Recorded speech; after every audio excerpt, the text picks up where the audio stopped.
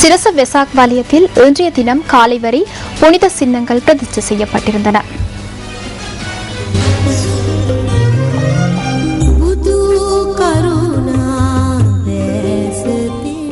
வரையறுக்கப்பட்ட கேபிட்டல் மகாராஜா நிறுவனத்தின் தலைமை அலுவலக வளாகத்தில் பிரதிஷ்டை செய்யப்பட்டிருந்த புனித சின்னங்களை வழிபட இறுதி நாளான நேற்றும் பெருந்திரளான மக்கள் வருகை தந்திருந்தனர்.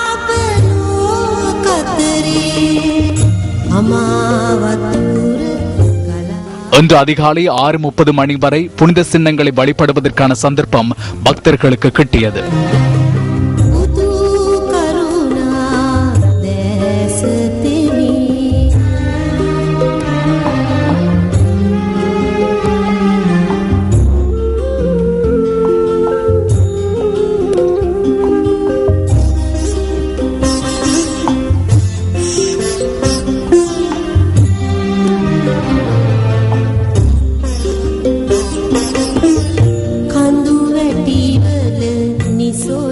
இதேவேளை சிரச வெசாக் வலயத்தில் அமைக்கப்பட்டிருந்த அலங்கார பந்தலையும் அதிகளவிலான மக்கள் பார்வையிட்டனர்.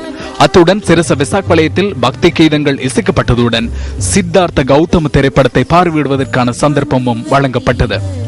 மக்களுக்கான அன்னதான நிகழ்வுகளும் இங்கு இடம்பெற்றன.